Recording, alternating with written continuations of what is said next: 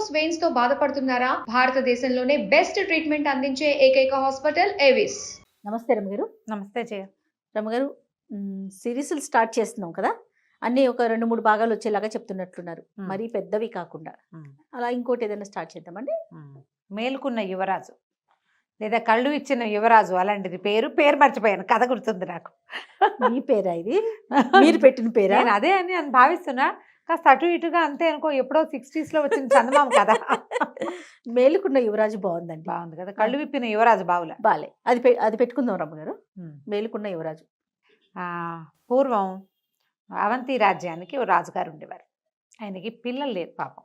చాలా ఏళ్ళకి ఆయన వృద్ధుడైపోయాక ఆయనకు ఒక కుమారుడు కలిగాడు. పిల్లాడు భలే అందగాట, చక్కగా ఉన్నాడు. ఆయన సుందరుడు అని పేరు పెట్టుకున్నారు. అందగాడు కాబట్టి పెట్టుకున్నారు. భార్య ఎక్కువ కాలం ఉండాల. పిల్లాడు కాస్త 4 ఏళ్ళు రాసేసరికి ఆవిడ చనిపోయింది. చనిపోతే ఈయన పిల్లాడి బాగోగులు అవి ఆయనే చూసుకునేవాడు. శ్రద్ధగా ఉండేవాడు. కానీ ఆయనకి భయం పట్టుకుంది. నా తర్వాత పిల్లవాడి పరిస్థితి ఏమిటి? వీడేమో చంటి పిల్లాడు. 3-4 ఏళ్ల పిల్లాడికి ఏం తెలుస్తుంది? మరి ఎంతసేపు కన్ను పెట్టి ఉండాలి. మామూలు కొంచెం ఎర్లీగా పుట్టుంటే కాస్త పిల్లాడిని పెద్ద చేసుకుని వాడి యువరాజు పట్టాభిషేకం చేసి వాడు కొంచెం పెళ్లి పేరెంటం చేశాక తండ్రి వెళ్ళిపోతే కొడుకు ఏదో చూసుకునేవాడు. ఇప్పుడు వీడికి ఏం తెలుసు? లోకం ఎరగని కసుగాయ. అలా బాధగా ఉండేది ఆయనకి. అయితే ఆయనకి అనారోగ్యం వచ్చేసింది. ఆ దిగులతోటి సగం మంది దిగులతోటే జబ్బులు చేస్తాయి. వృద్ధులు ఇంత ఆ వయసుకు చనిపోక్కర్లా, అవును, జబ్బు చేసేసింది. అయితే ఆయన ఏం చేశాడంటే, తనని చిన్నప్పటి నుంచి కనిపెట్టుకున్న ఒక తాత ఒక ఆయన ఉండేవాడు. ఈయన వృద్ధుడయ్యాడు. ఈయనని తాత అనేవాడు ఎంత పెద్దవాడు, కానీ ఆయనకి భయాలు గీయాలు ఏం లేవు. యాక్టివ్గా ఉండేవాడు. ఆ పిల్లాడిని తాతకు అప్పచెప్పాడు. ఓహో. అప్పచెప్పి, పిల్లవాడిని జాగ్రత్తగా చూడు, వీడికి రాజ్యం రాకపోయినా పర్వాలా, బతికుంటే చాలు, వీడు రాజే అయిపోక్కర్లేదు. ఇప్పుడు ఏంటంటే చిన్నపిల్లాడిని రాజ్యానికి ఎక్కించారనుకో, మంత్రో సైన్యాధిపతో పొరుగు రాష్ట్రం వాళ్ళు ఎవరో ఒకళ్ళు వీళ్ళ మీద పడరు. వాడు ఏమి చేస్తాడు? యుద్ధం. చిన్నపిల్లాడు చంపేస్తారు. అదే రాజద్రోహులు ఎక్కడ రాజద్రోహం తలెత్తుతుందో తెలియదు. పిల్లాడిని మాత్రం జాగ్రత్తగా చూడు. యువరాజ సౌధం అని ఒక ప్రత్యేకంగా ఒక మేడ కట్టించారు. పిల్లాడు అక్కడే ఆడుకుంటాడు, అక్కడే తింటాడు, అక్కడే పడుకుంటాడు. అక్కడే మహారాజ సౌధం వైపుకి వాడిని రానిచ్చేవాళ్ళు కాదు. సేఫ్టీ కోసం, సెక్యూరిటీకి. సెక్యూరిటీ ఉంటుంది కదా, ఒకసారి క్లోజ్ క్వార్టర్స్ నుంచి ఇబ్బందులు వస్తాయి. అందుకని ఇలా ఉంచి ఆయన అనారోగ్యం తనకు మొదలవ్వగానే ఈ తాతకు అప్పచెప్పాడు. కట్టుదిట్టం చేశాడు.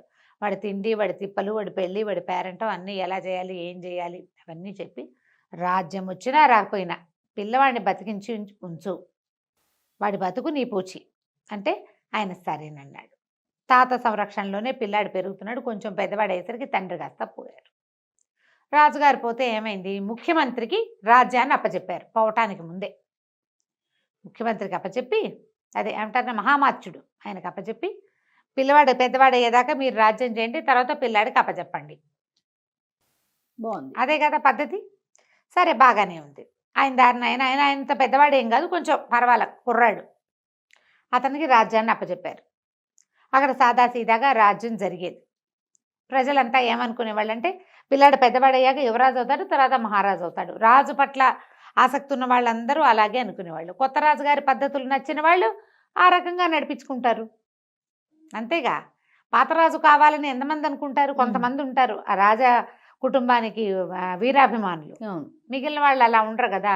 కొత్త రాజు ఏర్పరుస్తున్న ఉద్యోగాలు, ఆయన ఇచ్చేటువంటి ఇవో రాయితీలో ఏవో ఆసక్తిదాయకంగా ఉంటాయి. ఎవడైతే ఏమిటి రాజు, అలాంటి భావాలు ఉన్న వాళ్ళు కూడా ఉంటారు. ఈ సుందరుడు మాత్రం తాత సంరక్షణలోనే పెరుగుతున్నాడు.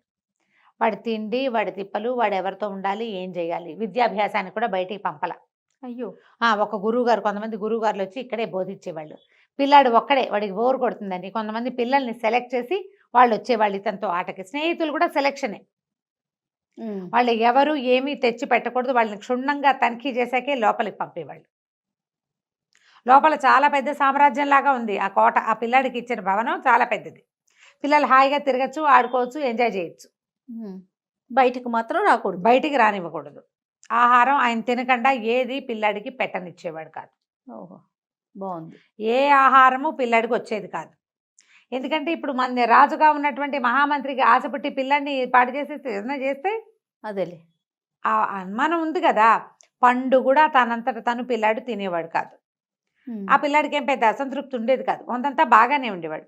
క్రమంగా వాడికి బయటికి వెళ్ళాలి ఇలాంటి ఆసక్తులు మొదలైనాయి. 19-20 సంవత్సరాలు లాగానే ఒక మంచి సంబంధం చూసి పెళ్లి చేశారు యువరాజుకి. పెళ్లి చేశారు. ఆ అమ్మాయి ఆ లోపలే ఉండేది, లోపలే ఉండేది. కానీ ఈ తాత భార్యాభర్తలిద్దరిని ఒక చోట ఉండనిచ్చేవాడు కాదు. కబుర్లు చెప్పుకునేవాళ్ళు, అమ్మాయి తిండి అమ్మాయిదే, అబ్బాయి తిండి అబ్బాయిదే, అబ్బాయి రూమ్ అబ్బాయిదే, అమ్మాయి రూమ్ అమ్మాయిదే, సినిమాటిక్గా. ఆ అమ్మాయిని తాంబూలం కూడా ఇవ్వనిచ్చేవాడు కాదు ఆయన. తాంబూలం కూడా ఆయనే కట్టించేవాడు. వివాహం అయింది, ఇద్దరు స్నేహితుల్లాగానే ఉండేవాళ్ళు అమ్మాయి అబ్బాయి. ఇంకా కొంతకాలం గడవాలి. అయితే ఏమైంది, ఒకసారి స్నేహితులందరూ వచ్చారు. వీడికి బయటికి వెళ్ళాలన్న ఉత్సాహం అవి మొదలైపోయినాయి. ఆ భార్య బయట అలా ఉంటుంది, ఇలా ఉంటుంది, మా ఊళ్ళో ఇలా ఉండేదని చెప్తుంది. వీడికి ఉత్సాహం. అయితే ఏమైంది, ఒకసారి ఫ్రెండ్స్ అందరూ వచ్చేసరికల్లా మేడ మీదకి వెళ్ళారు. చాలాసేపు మేడ మీద ఉంటే దూరంగా ఒక తెల్లటి సౌధం కనపడింది. అది ఎంత బాగుందో, అది ఎవరిల్లు ఏమిటి అన్నారు. అనేసరికల్లా ఈ స్నేహితుల్లో ఉత్సాహవంతుడు ఒకడు ఏమన్నాడంటే, నిజాన్ని నువ్వు అక్కడ ఉండాల్సింది, అది మహారాజ భవనం, సభాభవనం, నువ్వు అక్కడ ఉండాలి, వైట్ హౌస్ అక్కడే కదా నువ్వు ఉండాల్సింది. కానీ ఏమిటంటే మరి మీ నాన్నగారు చనిపోవటం వల్ల, నీకు ఈ సంరక్షణ వల్ల, మహామంత్రికి రాజ్యాన్ని అప్పగించడం వల్ల నువ్వు ఇంకా ఇలాగే రాజుగారి అబ్బాయిగానే, పాత రాజుగారి అబ్బాయిగానే ఉండిపోయావు అని చెప్పేశారు. కల్లా వీటి కిందకు వచ్చి, నేను ఊళ్ళోకి వెళ్తాను, ఆ మహారాజ్ సౌధం చూడాలనుకుంటున్నానని చెప్పాడు. చెప్పితే సరే మరి ఈయన ఏం చేశాడు, కొంచెం ముందు వెనక ఆడి తాతన్నాడు ఏర్పాటు చేస్తానని చెప్పాడు. చెప్పి ఏం చేశాడు, కొన్ని గుర్రాలు సిద్ధం చేశాడు. ఈయన ఫ్రెండ్స్, కుర్రాడు, తాత కూడా ఒక గుర్రం మీద అందరూ కలిసి బయలుదేరారు. ఇప్పుడు ఒక కుర్రాడు పరిగెత్తుకుంటూ వెళ్ళి 4 చలాంగులో చూసి రావటం వేరు, సపరివార సమేతంగా టిక్కు టిక్కు టిక్కు అని ఏం ఉత్సాహం ఉంటుంది వాడికి. కానీ పాపం వెళ్ళాడు. వెళ్తే సరే అందరూ పలకరించారు, రాజుని యువరాజుని చూసారు. జనమంతా ఉత్సాహపడుతున్నారు చాలామంది. ఆ సభాభవనానికి వెళ్తే అక్కడ సభ జరుగుతుంటే ఎవ్వరూ తనకి పలకలేదని, అక్కడున్న వాళ్ళకే పలుకుతున్నారని అర్థమైంది తనకి. ఉండబుద్ధి కాల అక్కడ. ఇదంతా నాది కదా, ఏమిటి నా పరిస్థితి ఇట్లా ఉంది, నేను ఎందుకు ఇలా అయిపోయాను, ఈ తాత నన్ను వదలడే, తాతదేమిటి, ఆయనకి ఏముంది, రాజాజ్ఞ, పిల్లాన్ని బతికించాలి అంతే, ఇంకంతకంటే ఏం చేయలేడు. సరే వెనక్కి తిరిగి వచ్చేసారు.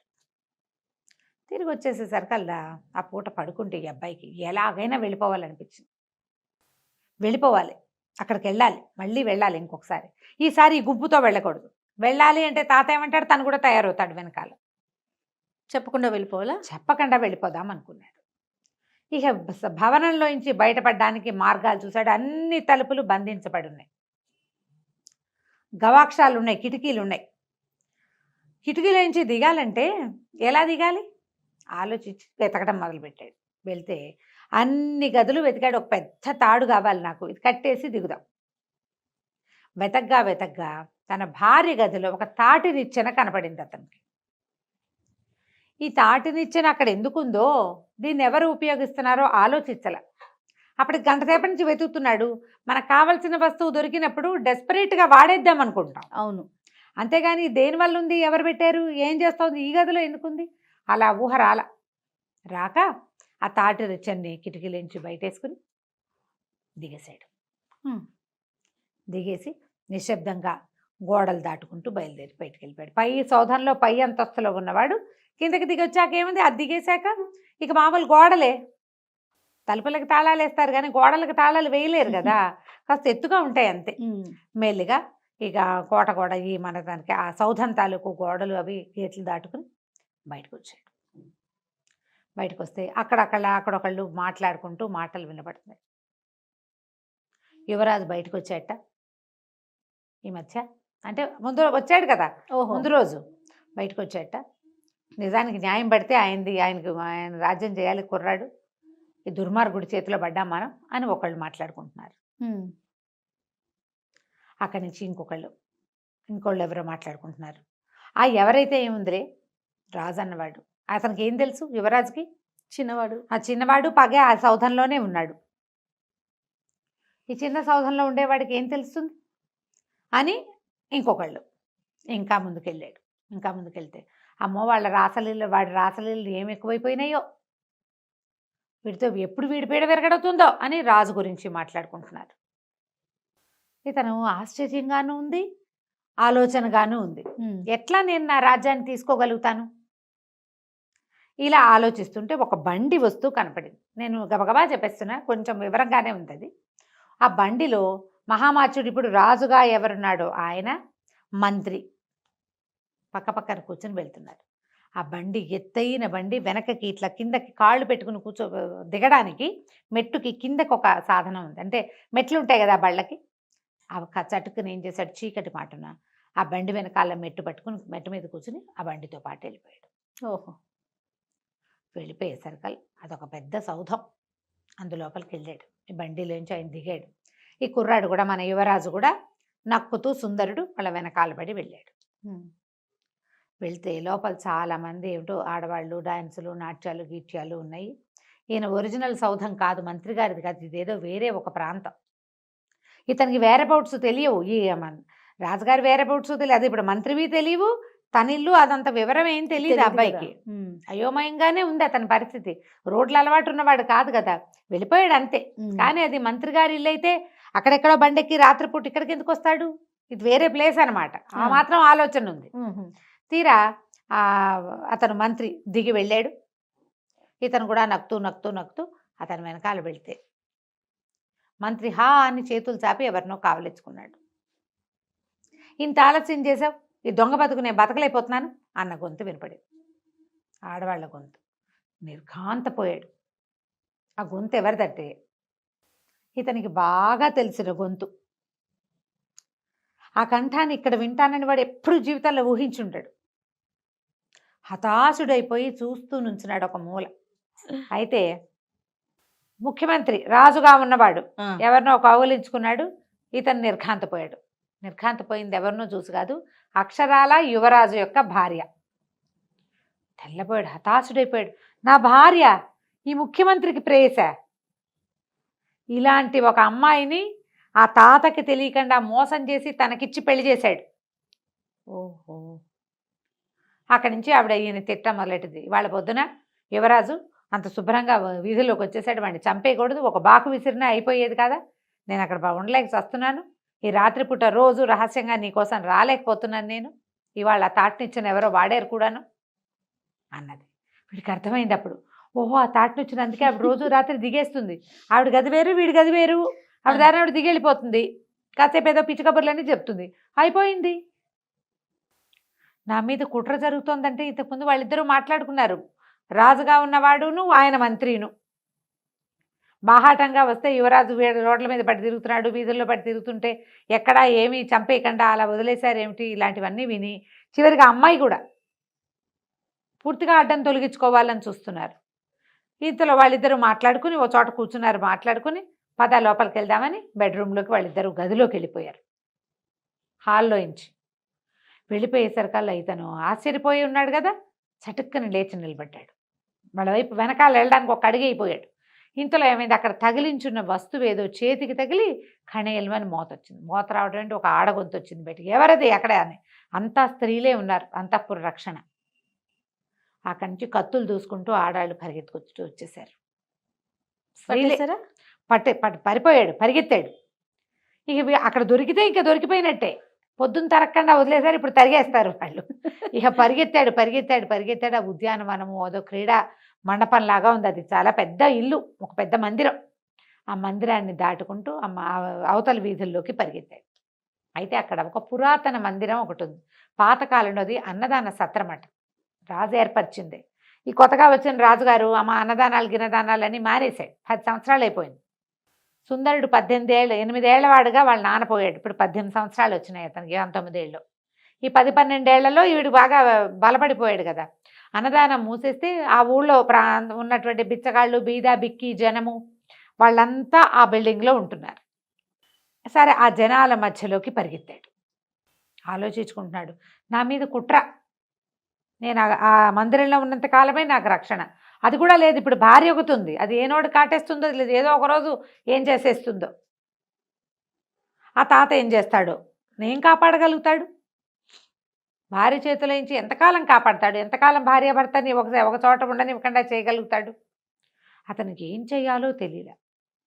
అయితే బయట రక్షక భటులు పరిగెడుతున్నారు, ఆడవాళ్ళ అరుపులు వినపడుతున్నాయి. ఇతను అసలు లోపలికి వచ్చేసాడు. ఇంతలో ఏమైంది, సడన్గా దీపాలు అవి అక్కడక్కడ కొంచెం చిన్న చిన్న నూనె దీపాలు ఉన్నాయి. అర్ధరాత్రి అయిపోయింది. ఒక మూల ముడుచుకుని కూర్చున్నాడు ఇతను. కూర్చుంటే ఒక వ్యక్తి లోపలికి వచ్చాడు. ఈ వచ్చిన వాడు మంచి బ్రహ్మాండమైన ఆజానుబాహువు, పెద్ద భారీగా కనపడుతున్నాడు. ఇతను ఏమనుకున్నాడు, సుందరుడు ఎవడో నన్ను పట్టుకోవటానికి వచ్చిన వాడే అనుకున్నాడు. కానీ నిజానికి కాదు, అతను ఒక మంత్రసిద్ధి కలిగినటువంటి గజ దొంగ. వీళ్ళు ఏం చేస్తారట, దొంగల దగ్గర నేత్రాంజనం అని ఉంటుంది, అది కంటికి పూసుకుంటారట రాత్రిళ్ళు. ఆ కంటికి పెట్టుకుంటే చీకట్లో కూడా కళ్ళు కనపడతాయట. ఆ అంజనం పూసుకుని ఈ చీకటిలో ఉన్నటువంటి ఈ బిల్డింగ్ లోపలికి వచ్చాడు. వచ్చి అటు ఇటు నడుస్తూ వచ్చి ఈ కుర్రాడి దగ్గరకు వచ్చి లేపాడు. డబ్బులు ఇస్తాను, పని చేస్తావా అని. ఇతనికి అర్థమైంది ఈ దగ్గర ఏమీ ఆయుధాలు లేవు, ఏదో పిలుస్తున్నాడు. ముందు ఇక్కడి నుంచి బయటికి వెళ్ళడానికి ఒక మార్గం కావాలి. తను బయటికి వెళ్తే తనని వాళ్ళు గుర్తుపడతారు. వీడెవరితోటో వెళ్తే గుర్తుపట్టకపోవచ్చు, పనివాడిగా వెళ్తే.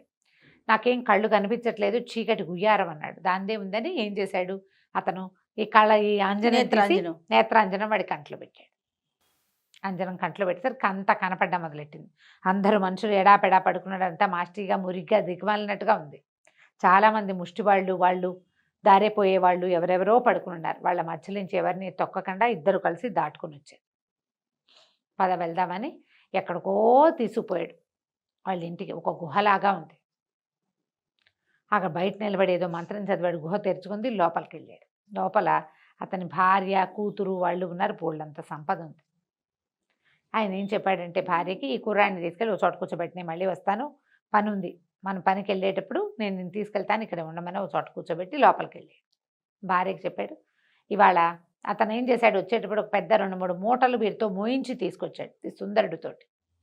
నేను ఒక చోట బిచ్చగాళ్ల మందిరంలో ఒక కుర్రాడిని చూశాను, చాలా అందంగా ఉన్నాడు, సామాన్లు మోసుకు రావడానికి వాడిని తీసుకొచ్చాను, పిల్లాడు బాగున్నాడు, వాడికి మన దొంగతనం విద్యలు నేర్పుకుంటే మన పిల్లనిచ్చి పెళ్లి చేయొచ్చు అంటే. ఈవిడేమంది, ఇట్లా కొత్తవాడు ఎవరినో తెచ్చి పెళ్లి చేస్తానంటావేమిటి, చంపేసేయి, అందరిని చంపేసినట్టే. అక్కడి నుంచి ఒక మనిషిని తీసుకొచ్చి వాడికి తన గుర్తు తెలియకుండా చంపేస్తాడట అతను. చంపేయమన్నది. వీడు సామాన్లు మోసుకొచ్చాడు, మోసుకొచ్చిన వాడిని చంపేస్తారనమాట. ఆయన దొంగతనం చేసిన వస్తువులన్నీ మోసుకొచ్చారనమాట. చంపేయమనగానే ఇతని పక్కన కూర్చున్న, తన భార్య పక్కన కూర్చున్న అతని కూతురు ఒక 16 ఏళ్ల పిల్ల బయట ఉన్న వాడెవడో చూడడానికి బయటకు వచ్చింది. తీరా చూస్తే ఎంత బాగున్నాడు. బాగుండేసరికల్లా అమ్మాయి అంది. గబుక్కొని గబగబా దగ్గరకు వచ్చేసేసి వాళ్ళ అమ్మ నాన్న ఇంకా డిస్కషన్ పెడుతూనే ఉన్నారు. ఇది బయటకు వచ్చేసి ఈ కుర్రాడిని చేయిపుచ్చుకుని గుమ్మం దాకా తీసుకెళ్ళి ఓ మంత్రం చెప్పింది. ఈ మంత్రం చదువుకో, తలుపు తెరవబడుతుంది, తలుపు తీసుకుని పారిపోయి, ఇక్కడే ఉంటే చంపేస్తారు అని చెప్తే ఆ కుర్రాడు, చీకటి వాళ్ళకి నేత్రాంజనం ఉంది కాబట్టి కనిపిస్తుంది, వీడికి నేత్రాంజనం ఉందిగా, ఆ నేత్రాంజనంలో ఆ పిల్ల వైపు తలకాయ తిప్పి చూశాడు. చూస్తే పిల్ల చక్కగా ఉంది, బుద్ధిమంతురాళ్ళగా.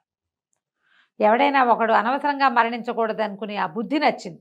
పెళ్ళంగా ఉండి రాజుని చంపేద్దామని చూసేదాన్ని చూశాడు, అదే ఆడవాళ్ళని నమ్మకూడదు అనుకున్నాడు. చూస్తే ఈ పిల్ల మంచి పిల్లలే ఉంది.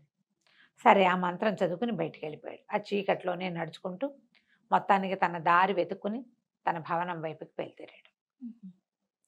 తెల్లవారుతుండగా భవనం చేరుకున్నాడు. రాత్రే ఈ కుర్రవాడు మాయమైపోయిన సంగతి తాతకు తెలిసిపోయింది. వెతుక్కుంటున్నాడు. ఇతను ఏమన్నాడంటే, తాత ఇంకేం భయం లేదు, మనం ఏం చేయాలో మనకు తెలిసిపోయింది, ఏం జరుగుతుందో కూడా మనకు తెలుసు, నువ్వు అర్జెంటుగా వెళ్ళి ముఖ్యమంత్రిని పిలుచుకురా అని చెప్పాడు. రాజోచితమైన బట్టలు వేసుకున్నాడు. తన స్నేహితులందరికీ కబురు చేశాడు, రండి అని. అక్కడి నుంచి మంత్రి గారు వచ్చాడు. మంత్రి రంగాని కుర్రాడు అడిగాడు, సుందరుడు, నన్ను చంపడానికి చాలా ఎత్తులు వేస్తున్నారు, ఇదేనా మా నాన్నకి మీరిచ్చేది, మా నాన్నకి మీరిచ్చే గౌరవం అంటే?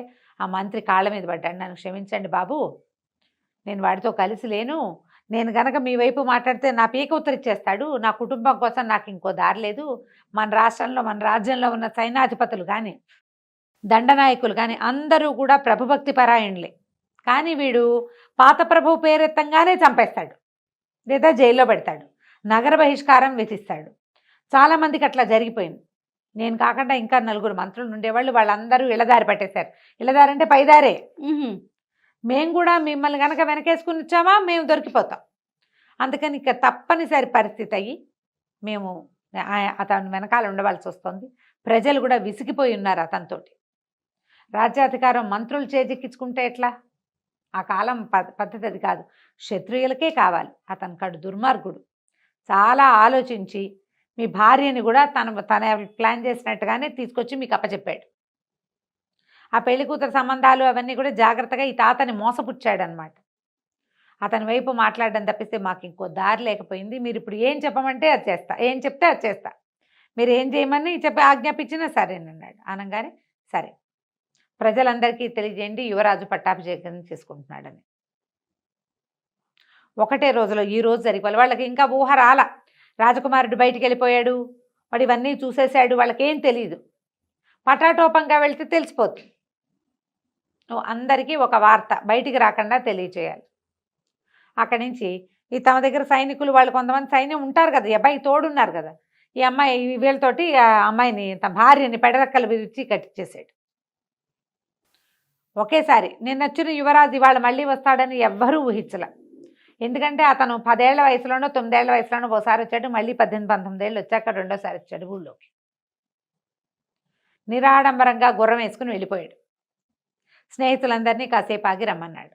పటాలం అంతా పోయిందనుకో, ఏదో పటాలం వస్తోందని చూస్తారు. ఒంటరిగా వెళ్ళే యువరాజుని ఎవరు చూస్తారు? ఆగమేఘాల మీద వెళ్ళిపోయి రాజభవనంలోకి ప్రవేశించి వెళ్ళి సింహాసనం మీద కూర్చున్నాడు. అప్పుడే ఇంకా సభ సర్దుకుంటున్నారు జనాలు. ఈ సింహాసనం మీద వచ్చి కూర్చున్న యువరాజును చూసేసరికల్లా ఏముంది, మహారాజుకి అంటారు కదా, యువరాజుకి జయ అని అరిచారు కొంతమంది. ఇంతలో ఏమైంది, దండనాయకుడు రాగానే ఇప్పుడు ఆ సింహాసనానికి విలువ, దాని మీద ఎవరుంటే వాళ్ళ మాట వినవలసిందే వాళ్ళు, అంతే. మహామార్చుడి పెడరెక్కలు విరిచి కట్టి పట్టుకురండి అని కేకేశాడు. దండనాయకుడు ఒకటే పరుగులోకి వెళ్ళిపోయాడు అంతఃపురంలోకి. ఆ రాజుగా ఉన్న మంత్రిని రెక్కలు చేతులు కట్టేశారు వెనక్కి. 2 సైనికులు ఒక్క కర్ర దూర్చి చేతుల మధ్యలో మోసుకుని తీసుకొచ్చేశారు.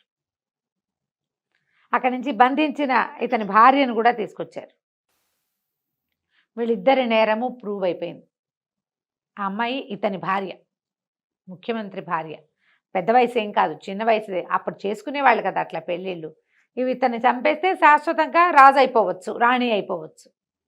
అక్కడి నుంచి వాళ్ళిద్దరిని కారాగారంలో పెరేశారు. తర్వాత కొరత ఇస్తారు, అతన్ని కొరత ఇస్తారు, అమ్మాయికి ఉరిశిక్ష ఇస్తారు, శిక్షలు విధించేశారు. రాజ్యంలో ఇతను ఇవాళే నా పట్టాభిషేకం, ముహూర్తం లేదేం లేదు, నేను రావటమే ముహూర్తం అన్నాడు. ఆ తాత వెంటనే సంతోషంగా అందరినీ పిలిపించి మధ్యాహ్నానికి యువరాజుకి పట్టాభిషేకం చేసేశారు. పట్టాభిషేకం చేయగానే రాజ్యంలో ఎక్కడెక్కడ ఏమేమి జరుగుతున్నాయో అన్నీ లిస్టు పెట్టరండి అన్నారు. జనరల్గా పోస్టింగ్ తీసుకున్నప్పుడు చేసే పనే కదా. అక్కడి నుంచి బిచ్చగాళ్ళ సత్రంగా పేరుపడిన ఆ పాత సత్రాన్ని దాన్ని రివైవ్ చేసి అన్నదాన సత్రాన్ని చేయమన్నాడు. అక్కడి నుంచి ఇతనికి మంత్రం తెలుసు. అంజనం దారి వేసుకున్నప్పుడు నడిచి వెళ్ళాడు కదా, అక్కడి నుంచి పాదచారిగా అక్కడికి వెళ్ళాడు.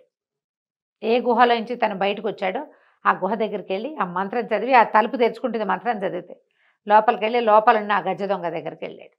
మీ అమ్మాయిని నేను వివాహం చేసుకుంటాను, ఆమె వల్లే నేను బతికి ప్రాణాలతో వెళ్ళిపోయాను అని చెప్పేసరికి అతను పాదాలు పట్టుకున్నాడు. నన్ను క్షమించండి, నేను గజ దొంగ అంటే, నువ్వు కొత్తవాళ్ళుగా ఉండు, మాకు నువ్వు చీకట్లో కూడా చూడగలిగేవాడివి, మంత్రసిద్ధి ఉంది నీకు, మంత్రసిద్ధి ఉన్నవాడు రాజ్యాన్ని కాపాడాలి, అంతే. నువ్వు గజ దొంగగా ఎందుకుంటందుకు, రాజ్యం అంతా నీ చేతిలోనే పెడతాను నేను అని చెప్పి అతన్ని మామగారిగా చేసుకుని ఆ దొంగ యొక్క కూతుర్ని వివాహం చేసుకున్నాడు.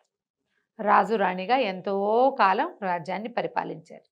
20 ఏళ్ళు వచ్చేదాకా నా రాజ్యము, నా ప్రజలు, నా జీవితం అని మేల్కొలుపు రాల. ఒకసారి ఊళ్ళోకి వచ్చి చూసేసరికి అతనికి వచ్చింది అనిపోయింది. ఆ విధంగా మేల్కొన్న యువరాజు కథ పరిసమాప్తం అయిపోయింది. చాలా బాగుంది రమ్మగారు, సింపుల్గా సూపర్. నమస్తే అండి. నమస్తే.